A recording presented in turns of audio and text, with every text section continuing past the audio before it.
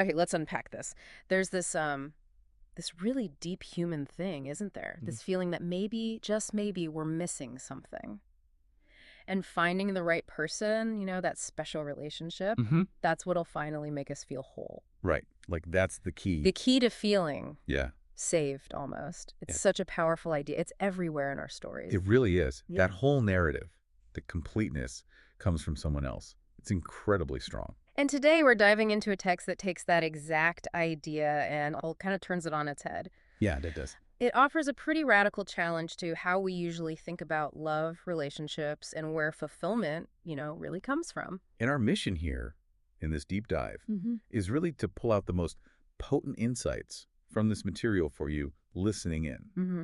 We want to explore its core arguments about where it says salvation, wholeness actually is. Mm-hmm. And maybe surprisingly, how relationships, even the really messy ones, can actually become a path. A path to what it calls enlightenment. Right. So whether you're in a relationship right now, maybe struggling, maybe it feels great, or maybe you're navigating things solo, think of this as an exploration, Mm-hmm. helping you see what this source suggests about finding that peace, that wholeness, maybe not through the relationship in the way we expect, Right. but in a way that could change, like fundamentally change every connection you have. Okay, so let's jump right in.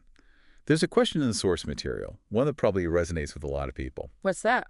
Something like, I always thought true enlightenment wasn't possible except through love in a relationship. Hmm. Isn't that what makes us whole again? Yeah, that hits home, doesn't it? It's a very direct question. And the source gives a really direct, maybe even startling answer straight off. Which is? That salvation, it's not out there somewhere else. Not in the future, not in finding the perfect person.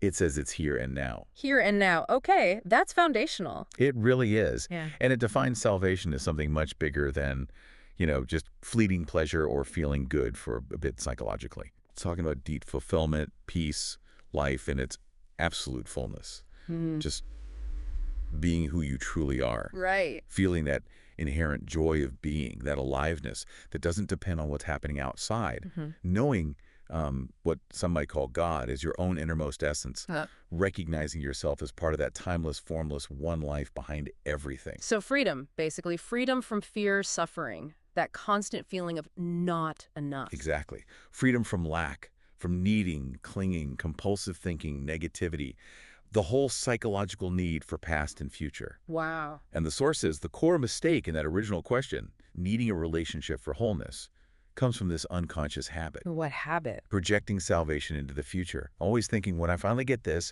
or get free of that, then I'll be okay. Right, the if-only trap. Because only I had that partner. Precisely. And here's where it gets really interesting. Like you said, turns things on their head. How so? We tend to think we need time to achieve salvation. Time to find someone, fix ourselves, become worthy. Yeah. Sounds familiar. But the source argues that time isn't the path to salvation. Time is actually the biggest obstacle. The obstacle. Okay, explain that. Because the only point where you can actually access that state of being, that salvation, is right now, Mm-hmm. the now. Ah. You don't get there by working through time. The source suggests you just have to realize you're already there. Like waking up to it. Exactly. Okay. As it puts it, you find God the moment you realize you don't need to seek God. It's already present. Okay, think about what that means for you, listening right now. It kind of bypasses your whole current situation, doesn't it? Completely. The source is clear. It doesn't matter what your condition is, single, coupled, happy, struggling, whatever. Doesn't matter. You enter the now from right there. Yeah. Nothing in your past, nothing done to you, nothing you've done. None of it can stop you from saying yes to what is right now. And that shift, that experience, Yeah. it can only happen now, not tomorrow, not next year. Only now. So if true fulfillment isn't something you get in the future, maybe from a relationship, Yeah. how does knowing this change the relationships we actually have? Yeah, that's the next logical step. And the source has some pretty blunt things to say about that. It does. It suggests that without accessing what it calls the consciousness frequency of presence, Okay. all relationships, especially the intimate ones, are fundamentally flawed, dysfunctional even. Ouch, that's strong. It is. They might start out feeling perfect, that in-love honeymoon phase, total bliss. We all know that feeling. But the source argues that state just dust. It doesn't last. It inevitably gets disrupted by arguments, conflict, dissatisfaction, pain, So it decays. or, more commonly, it turns into this love-hate dynamic, swinging back and forth between emotional highs and lows. Like a roller coaster. Exactly. And the source even points out that this drama is often seen as normal. Couples can almost get addicted to it. Addicted to the intensity. Yeah, because it makes them feel intensely alive, It Yeah. kind of masks that deeper feeling of lack or emptiness. Wow. Okay, and here's the kicker. According to the source, you can't just decide to get rid of the negative parts and keep the good bits, Why not? because the positive and negative are like two sides of the same coin. They're interdependent parts of the same underlying dysfunction. So it's a package deal. In that state, yes. The source distinguishes this common romantic relationship dynamic from what it calls true love, which it says is beyond the mind. And true love, as a continuous state, is rare. Very rare, it says. Though it does mention that glimpses of it are possible, in moments when the mind quiets down. Okay. And the negative side. We probably know what that looks like. Oh, yeah. Possessiveness, jealousy, control, resentment, needing to be right all the time, emotional demands, manipulation, blame, criticism, anger, even violence. Yeah, the whole spectrum. And the positive side, that in-love state, that feels incredible, right? Deeply satisfying, intensely alive. Life suddenly has meaning. You feel special, complete with that person. Exactly. But the source points to the shadow side even there. Which is... The kind of neediness, a clinging quality. It's essentially an addiction to the other person as the source of your good feelings, your sense of wholeness. An addiction. And that addiction brings this constant underlying fear of loss, which then fuels all those negative behaviors, the jealousy, the blaming, the control. That's a cycle. It is. And this leads the source to ask this really sharp question. Go on. If loving tenderness can turn into savage attack or dreadful grief in an instant, was it love in the first place, or just an addictive grasping and clinging? Wow. That really makes you pause, doesn't it? It does. Makes you question the very nature of that intense feeling we often chase. So if these relationships often fall into this dysfunctional loop, why do we seek them out so intensely? Good question. The source digs into this by describing the typical unenlightened human state Okay. as one marked by this deep-seated fear, need, lack, and incompleteness. It's like a baseline condition. A feeling of not being whole on our own. Exactly. And the source sees this lack showing up on two levels. Physically, Mm-hmm. being male or female means being, in a sense, one half of the whole. This creates that primal urge for union, symbolized most intensely by sexual union. Right. The source says the deepest root of this is actually spiritual, a longing to end separation, to return to oneness. But trying to find that ultimate salvation just on the physical level through sex or physical union. Doesn't work, the source says. That glimpse of oneness is fleeting. You always come back to feeling like a separate self. Okay, so the physical level isn't the answer. What about the psychological? That sense of lack, the source argues, is even deeper psychologically. Yeah. When we identify with our minds, we create the ego. Our sense of self. Right, but a sense of self built on external things, our roles, job titles, possessions, looks, achievements. Things outside us. Exactly. And this ego self feels inherently fragile, vulnerable, insecure. It's constantly seeking external things, validation, achievements, to feel like it exists, to feel solid. But that never works. Nothing external is ever enough to fill that void permanently. The fear and lack always creep back in. Okay.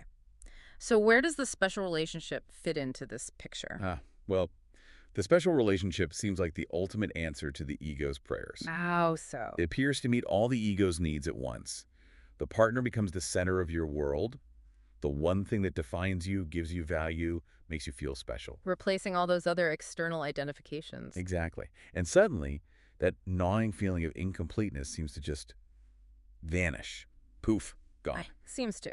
But the source questions that, right? Immediately, it asks, are those feelings of fear, pain, and lack really gone?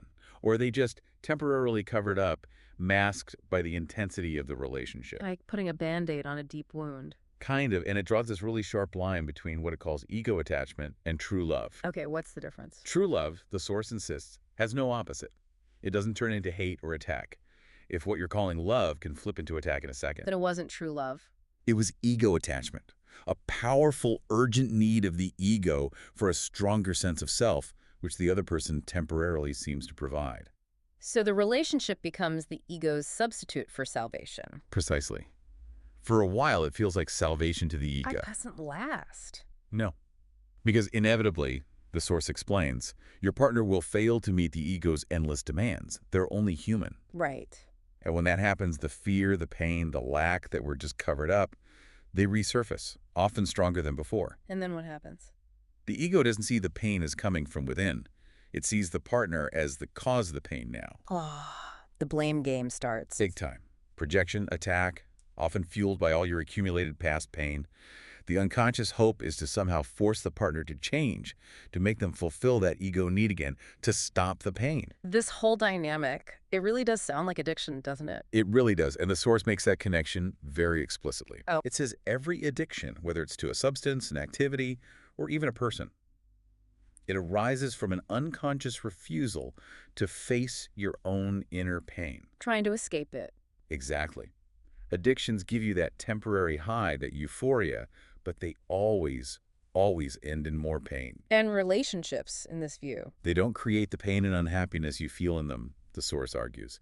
They just bring out, activate, the pain and unhappiness that was already inside you. Wow. That's a big shift in perspective. It is. And like any addiction, these relationships eventually stop working as a cover-up. The fix doesn't last, or the downsides become too great. And the underlying pain just feels more intense. Right.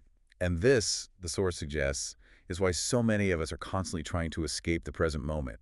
We keep looking to the future for salvation. Because we're afraid of what we might find if we actually stopped and faced the now. We're afraid of encountering our own pain, our own emptiness. But the source says the power to deal with that pain is right here, in the now. Exactly. It laments that people don't realize how accessible the power of presence is, right here, right now. A power that can actually dissolve all that past pain and illusion. We're so close to our own reality, to freedom, but we keep looking away. So avoiding relationships altogether isn't the answer either, then. No, the source cautions against that too. Right. Because the pain is still there, inside you. You just carry it around alone. In fact, it makes this provocative claim that maybe experiencing 3 failed relationships could actually be more likely to wake you up than spending 3 years alone on a desert island. Unless that isolation is practiced with really intense conscious presence. Otherwise, the relationship drama might actually be a more effective, if painful, catalyst. Okay, so if relationships often just bring out our existing pain, can an addictive relationship actually change? Can it become something healthier? Yes. Yeah. Emphatically yes, according to the source. What's the key? The key is accessing and intensifying your presence. Yeah. Right here, in the now. That's the core practice, whether you're single or with a partner. Presence. Okay. What does that actually do? Presence makes the light of your own consciousness strong enough so you're no longer completely taken over by the compulsive thinker, your mind, or the pain body, that accumulation of past emotional pain. So you stop mistaking those things for who you really are. Exactly. Freedom, salvation, enlightenment. In this context, it means knowing yourself as the being underneath the thinker, the stillness underneath the mental noise, the love and joy that are your true nature underneath the layers of pain. And how do you do that? How do you disidentify? Well, the source gives practical steps. For the pain body, you bring presence directly to the feeling. You shine the light of your awareness on the emotional or physical discomfort, and that awareness itself starts to transmute it. Okay. And for the thinking mind? You become the watcher, the silent witness of your thoughts, your repetitive mental patterns, your predictable egoic behaviors and roles. You just notice them without getting swept away. And the result of doing this? It's transformative, the source claims. The mind starts to lose its compulsive quality, its constant need to judge, resist, create conflict. And you get free from its grip. Yes. When you stop judging everything, when you simply accept what is in this moment, you step out of the mind's control. And that creates space. Space for what? Space for love, joy, peace, the qualities of your deeper being to naturally arise from within. They were always there, just covered up. Wow. Okay. So in a relationship context, what's a powerful catalyst for this kind of change? The source highlights one thing especially: complete acceptance of your partner exactly as they are right now. No judging, no trying to change them. None. Zero.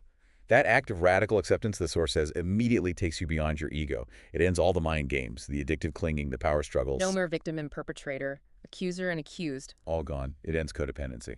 Because Yeah. you're no longer looking to them to meet your ego's needs or blaming them for your pain. Okay, so what happens if you actually manage to embody that level of acceptance?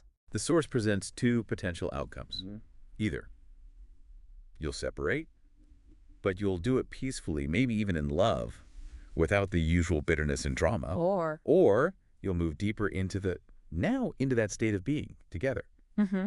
The relationship transforms. And the Source actually asks, can it be that simple? It does. And the answer is yes, it is that simple. The simplicity is in the acceptance, which comes from presence. So how does the Source then define true love from this deeper perspective? It describes true love not as an emotion you get from someone else, but as a state of being. It's already deep within you. Formless, timeless. Exactly. Not dependent on any external person or form. When you access that stillness of presence within, you feel your own deepest reality. And in feeling your own reality, you start to recognize that same essential life, that same consciousness in everyone else, in every creature. Yeah. You look past the surface differences, the separation, and you sense the oneness. The recognition of oneness. That's love. That's what the Source calls love, the love of God, using that language. Yeah. It's a realization of unity. And this kind of love, it's not exclusive then. It's not just for one special person. No. Like sunlight, it shines on everything. The Source explicitly says exclusivity is the love of the ego, not true love. But surely you feel it more intensely for a partner. The intensity might be greater with one person, yes. But the underlying bond, the recognition of shared being, is the same connection you have with all life. It's just that the felt intensity varies. Okay. Can you get glimpses of this true love, even in like normal, maybe even addictive relationships? Yes. The Source says those glimpses happen. Moments when the mind chatter and the pain body temporarily cry it down. Like when? Maybe during deep intimacy, or witnessing birth or death, or facing a serious crisis together. Anything that forces the mind to stop its usual business for a moment. And in those gaps? Your true being shines through. True communication, which the Source calls communion, that sense of oneness becomes possible. But to live from that state, to make it continuous. That requires sustained presence. The Source stresses. You need to free yourself permanently from identification with the mind and develop enough presence to either dissolve the pain body when it arises, or at least be the conscious watcher of it. Otherwise, the pain and ego patterns just take over again and obscure the love. Inevitably. Right. Which leads the Source to frame the relationship crisis many people feel today as actually a huge opportunity. An opportunity? How? It often feels like just pain. Right. Because relationships now, maybe more than ever, seem designed to trigger our ego patterns and activate our pain bodies. They bring all our stuff to the surface. Yeah, that sounds about right. So the Source asks, instead of running away from this, trying to escape it, or endlessly searching for that perfect mythical partner who won't trigger you. Which doesn't exist. Right. Why not just accept this reality? Accept that relationships often are difficult and triggering right now. Okay, accept the facts. Then what? The hidden opportunity within any challenging situation, the Source explains, only reveals itself when you fully acknowledge and accept the facts of this moment. As long as you're wishing it were different or denying what's actually happening. You're stuck. The door's closed. Exactly. But with acceptance comes a certain freedom. When you fully know there's disharmony and you hold that knowing without resistance, you introduce a new factor. What factor? Awareness itself. Presence. The Source says disharmony cannot survive unchanged in the light of knowing. When you know you are not at peace, that very knowing creates a kind of spacious stillness around the non-peace. It holds it. And that presence, it transmutes the non-peace into peace. That's the claim. It's the alchemy of consciousness. But the Source is clear, right? You can't directly make yourself or your partner transform. Absolutely not. You can't force enlightenment on anyone, including yourself. What you can do is create the space. Through your presence and acceptance. Yes, you create the space for transformation to happen naturally, for grace, for love, to enter the situation. So the advice is, whenever your relationship feels hard, whenever it seems to bring out the madness in you or your partner, Be glad. Seriously. be glad. Be glad. Because what was previously unconscious, hidden in the shadows, is being forced into the light of your awareness. And that, the Source says, is a powerful opportunity for salvation, for awakening. So every difficult moment becomes a spiritual practice. It's sadhana. Exactly. The practice is simple, but not always easy. Just hold the knowing of your inner state in that moment. So if anger flares up, No, there is anger. That's it. If Yeah. jealousy comes, or defensiveness, or that urge to argue and be right, Just know it's reality. Be the awareness of it, not lost in it. And what about when you see unconscious behavior in your partner? How do you deal with that without getting sucked in? The advice is to hold their unconsciousness in the loving embrace of your knowing. Meaning, Witness it. See it clearly. But don't react from your own unconsciousness. Don't judge. Don't attack. Just be the presence that sees it. and the source claims unconsciousness can't survive that for long. It says unconsciousness and presence can't coexist for long. One has to yield. And even if you do react, if you get pulled into unconsciousness yourself, Which happens? of course, the source reminds you. Just remember later to know your reaction. Become aware of it after the fact. Nothing is lost. You just return to presence again. Okay, but a listener might be thinking, this sounds great, but doesn't it take two? What if my partner isn't on board with this whole presence thing? That's a really common question. And the source's answer is pretty potent. What is it? It asks, how many people does it take to make your life into a spiritual practice? One. One, just you.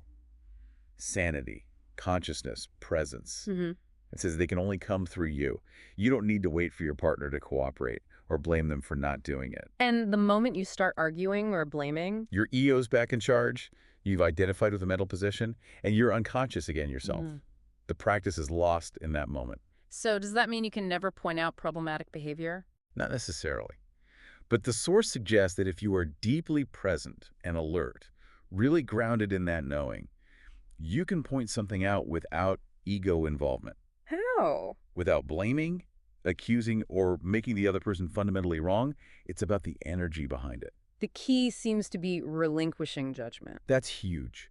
And it doesn't mean pretending dysfunction isn't happening. It means choosing to be the knowing of the dysfunction rather than being the reaction and the judge. So you see the reaction flare up inside you, the anger, the defensiveness. You watch it, you allow it to be there, but you don't become it. You don't act it out unconsciously. Instead of fighting the darkness you perceive in there, you bring your own light, the light of awareness. You see the delusion, maybe in them or yourself, but you look through it rather than reacting to it. Precisely. And the source claims this state, this being the knowing, creates a clear space of loving presence. And that presence allows everything and everyone to be as they are without resistance. And that is the most powerful catalyst for transformation. That's what it argues. Your partner, it says, simply cannot stay in relationship with you and remain unconscious indefinitely if you are consistently radiating that presence. Something has to shift. What if both partners agree to make the relationship their spiritual practice? Well, the source says that's even more powerful, obviously. They can agree to express thoughts and feelings immediately, but without blame, to listen deeply to each other, to give each other space. And this makes the old egoic patterns. Quickly become redundant. They lose their fuel. Space and acceptance, the source really emphasizes, are vital for love to breathe and flourish. And when both partners are actively doing this, dissolving the pain body, disidentifying from the mind. The source calls this the flowering of relationship. It's beautiful. Instead of mirroring each other's pain and ego needs. They mirror the love from within. Yes. The love that arises from realizing their shared being, their oneness. That's the love the source repeats. That has no opposite. But it also acknowledges the challenge if only one partner is really committed to this presence practice. Oh, absolutely. It's a major challenge. For the partner who remains largely unconscious, the other's consistent presence can actually feel threatening. Threatening, why? Because the ego needs problems. It thrives on conflict, drama, reactivity. Presence offers none of that. So the ego gets frustrated. The pain body keeps demanding that dramatic feedback, that fight or reaction, and it's not getting it. And the source adds a nuance here, doesn't it, about people who seem enlightened but aren't. Yes, an important warning. It mentions that some people, and it notes, often men in the examples given, might appear calm because they're withdrawn, emotionally shut down, living entirely in their heads. And they might think they're fine and it's their partner who's the problem. Right. They might mistake detachment or numbness for enlightenment. But the source clarifies. Being able to feel your emotions is actually closer to accessing your inner body, your being. So true enlightenment isn't about being numb. No.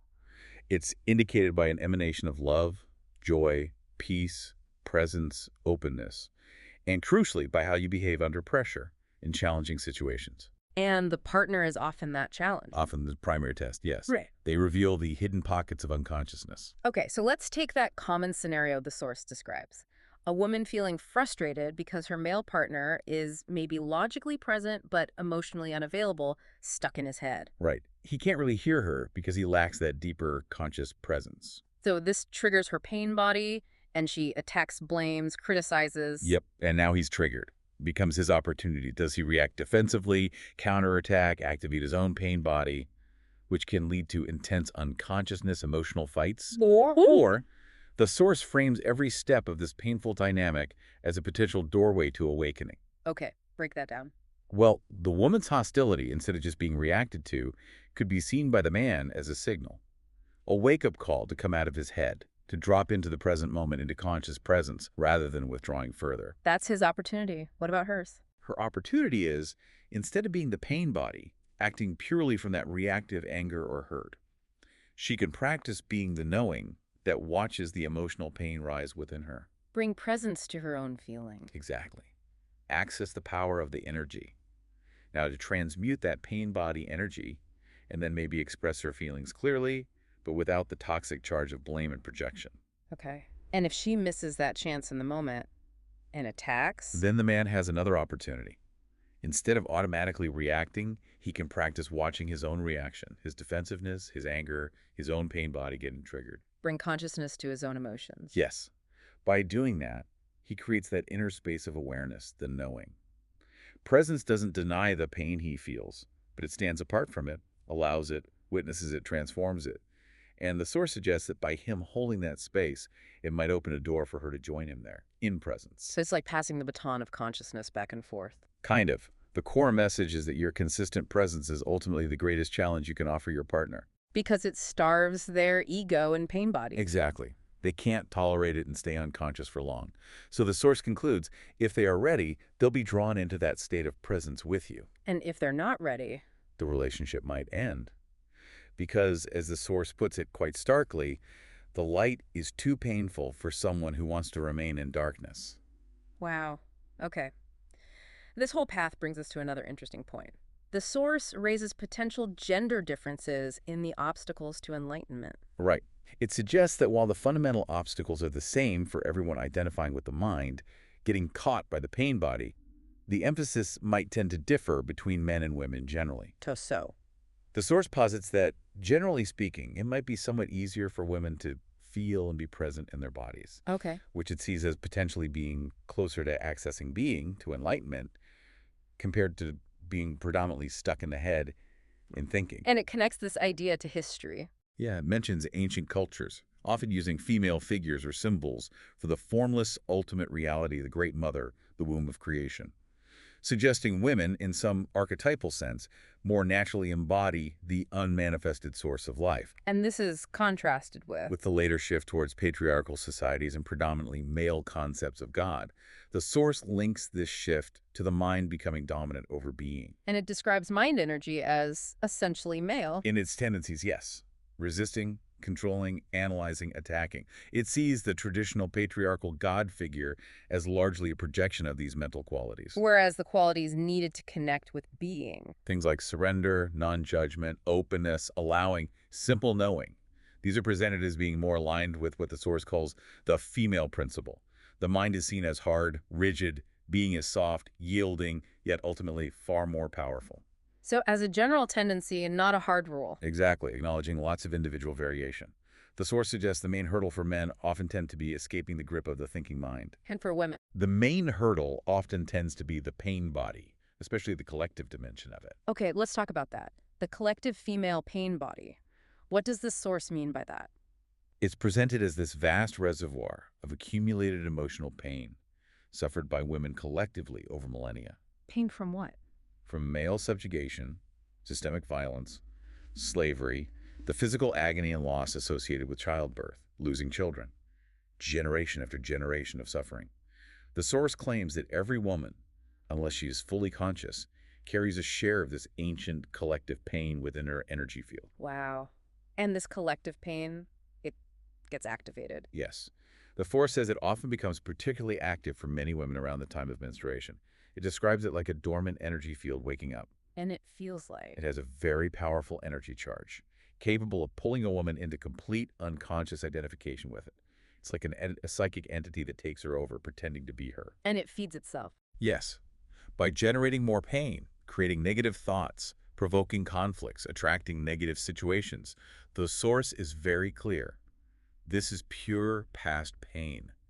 It is not who you are. But this activation, painful as it sounds, is also seen as an opportunity. A profound opportunity, yes.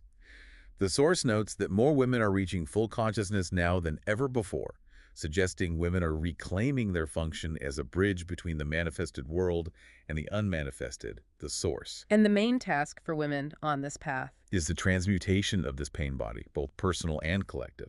And the intense presence required to do that, the source adds, simultaneously frees them from identification with the thinking mind as well. Okay, but there's a crucial warning here, isn't there, about identity? Yes, absolutely critical. You cannot become free from this pain, the source states, if you make an identity out of it. What does that mean? If part of your sense of self, who you think you are, is invested in the story of this pain, whether it's your personal trauma story or the collective story of what men did to women, And you'll resist healing.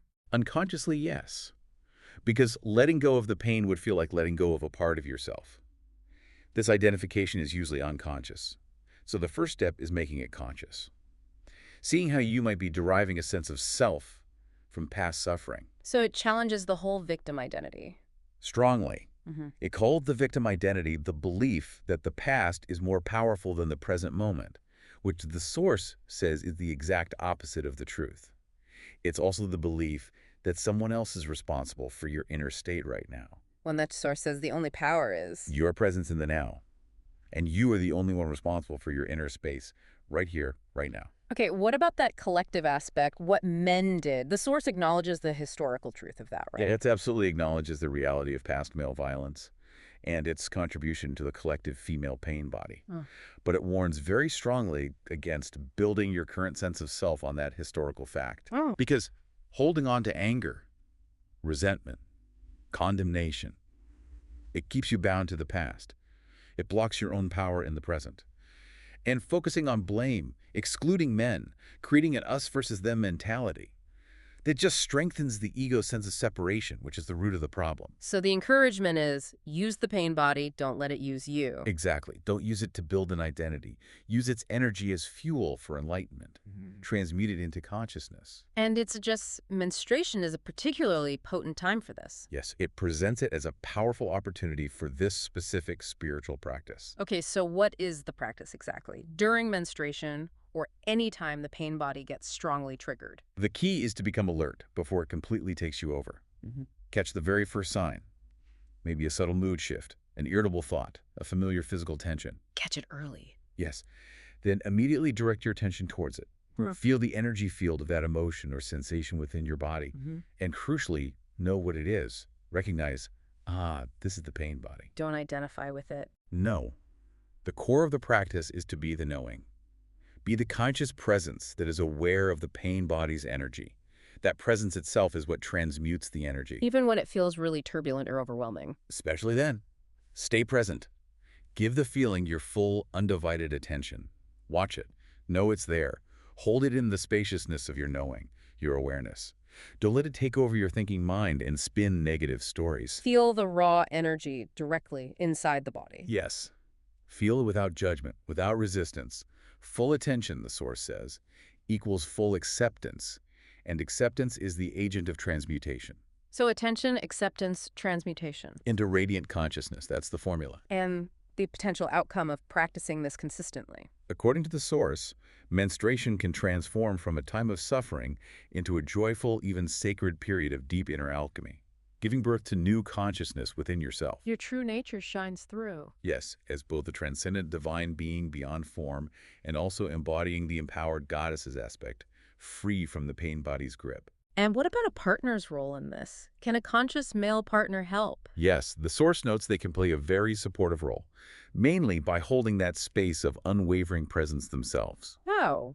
By not mistaking the pain body for the woman herself when it activates. By not reacting to its attacks or provocations. Just staying present, grounded, loving. And the woman can do the same for him. Absolutely. Right. Gently bringing his attention back to the testosterone. Now, when she notices him getting lost in identification with his thinking mind, his ego patterns. And when this mutual presence happens. The Source suggests it creates this powerful, permanent, high-frequency energy field between them. A field where illusion, pain, conflict, anything that isn't authentic, anything that isn't love, simply cannot survive for long. And this becomes the transpersonal purpose of their relationship. Yes, going beyond personal needs, Yeah. becoming a vortex of consciousness that can actually impact the world around them. Okay. This whole journey through the source material, it brings us to a really fascinating, maybe challenging final concept. It tackles that question. If someone becomes fully conscious, fully enlightened, do they still need a relationship? Does a man or woman still feel incomplete on their own? Right, and the Source gives a nuanced answer. On the level of form, it says, you are still biologically male or female. Still, in that sense, one half of the whole. So that physical polarity, the attraction. That pull towards the opposite energy, the urge for physical union. That might still persist, yes, but more on the surface, on the periphery of your life. Because from the deeper perspective. From the perspective of your being, where you are connected to the unmanifested, you feel utterly complete. The Source uses the analogy of the ocean. You realize your true identity is the vast, boundless ocean itself. The world, other people, relationships. They are like waves or ripples on the surface. Beautiful, maybe engaging, but they don't change the fundamental nature of the ocean, which is already whole. So realizing you're the ocean, not just a wave. Exactly. Does this mean you can't relate deeply anymore? Quite the opposite, the Source argues. You can only relate truly deeply when you are conscious of your being. Because from that place, you see beyond the superficial forms, beyond the ego games. And in being, male and female are already one. In the realm of being, yes, the duality is transcended. Unity is the reality. What about needs? Does an enlightened person still have needs? Your form, your body, your personality might still have needs, yes, for food, shelter, companionship, etc. But your being has no needs whatsoever. It is inherently complete, whole, lacking nothing. So whether your form's needs get met or not. It's nice if they are, beautiful even, but it makes absolutely no difference to your deep inner state of peace, fulfillment, completeness. An enlightened person can experience outer lack, but be totally fulfilled within. That's a radical kind of freedom. It is. The Source also briefly touches on being gay from this perspective. Whoa, what does it say? It suggests that the initial experience of feeling different, of not fitting into standard societal patterns, can actually be a help early on in the spiritual journey. It can kind of force you to disidentify from rigid social conditioning and expectations. It can push you towards greater self-awareness, towards consciousness, almost by force, as the Source puts it. But there's a potential trap there, too. Yes, a crucial caveat. If you then go on to build a strong identity based on being gay, making that label the core of who you think you are, you risk falling into a new ego trap. Just trading one identification for another? Exactly. You can become unconscious and unhappy again, just hiding behind a different mask. That identity then becomes a hindrance. Although the Source adds, intense unhappiness is often a great awakener, so even that can offer another chance for transformation. Okay.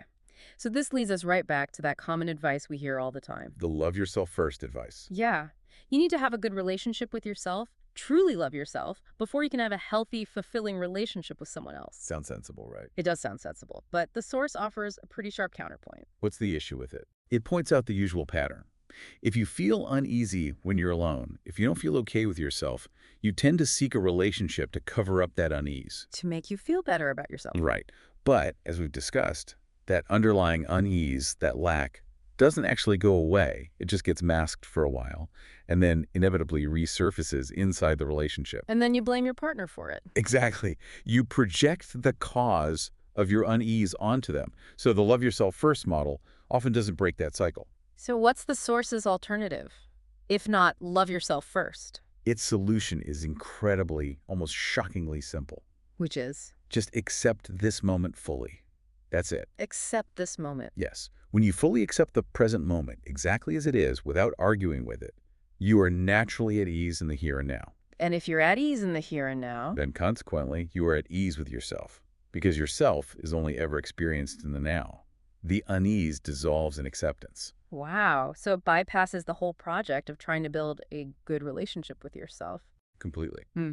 And then the Source poses its ultimate, most challenging question. Go on. Do you even need a relationship with yourself at all? Why have a relationship with yourself? Why not just be yourself? Whoa, okay. Unpack that. Why is the relationship with yourself the problem? Because that very concept, the source argues, creates an artificial split within you. It sets up an I, the subject that relates to a myself, the object. Like there are two of you inside. Exactly, a duality created entirely by the thinking mind. And this fundamental split, this I relating to me, is presented as the root cause of all unnecessary psychological complexity, internal conflict, self-judgment, self-pity, pride, shame. The whole works. So enlightenment is healing that split. Yes, enlightenment in this view is the end of that duality. The you and the yourself merge back into the simple oneness of being. So you don't relate to yourself anymore. No need. Yeah. You don't judge yourself, pity yourself, feel proud of yourself, love yourself, or hate yourself anymore. Why? Because the separate self, that psychological construct you felt you needed to relate to, protect, defend, improve, or feed, is simply gone, dissolved in presence. You just are. You just are. And this leads to the Source's truly stunning conclusion. Okay, let's hear it. When you become enlightened, when you realize your true nature as being, there's one relationship you definitively no longer have. Which is? The relationship with yourself. And once you have given that relationship up, Yes. the Source states, all your other relationships will be love relationships. Wow. Okay. That's quite a final turn. From seeking salvation in a relationship to finding wholeness within by dropping the relationship with the self. And that's what makes all other relationships loving. It fundamentally shifts the entire focus, doesn't it? Away from finding the right person or fixing the relationship out there. And towards cultivating the state of presence, of being right here, right now. Exactly. We've journeyed from that common human longing for external salvation To understanding the Source's core message. Salvation, wholeness, peace. It's all available now through presence. We explored its view on how relationships without that presence tend to just amplify the pain we already carry. But how, with presence and acceptance, those same relationships can become these incredibly potent grounds for spiritual practice, for waking up. We touched on the Source's perspective on gender dynamics, the collective pain body, seeing these not just as obstacles, but as specific opportunities for transformation through awareness. And then we landed on that really radical final concept, that the secret to truly loving relationships with others might lie in transcending the very idea of needing a relationship with a separate self. Yeah. The core takeaways seem to be, wholeness isn't out there, it's here. Access now through presence. Relationships mirror our inner state, the pain and unconsciousness. But with acceptance and presence, they transform. And dissolving our identification with the reactive mind, the complaining mind, and the emotional pain body is absolutely key. Because true love, in this view, isn't an egoic need or a fleeting emotion. It's a state of being. It has no opposite. Which leaves us with a final thought for you, listening, to maybe chew on. Mm-hmm. If true love really is this state of being, this recognition of oneness that arises when the mind-created sense of a separate self dissolves, and if that state of being is already within you right now, what does that change? What does that change about how you might choose to show up, how you might relate, starting right now in your very next interaction with anyone you encounter?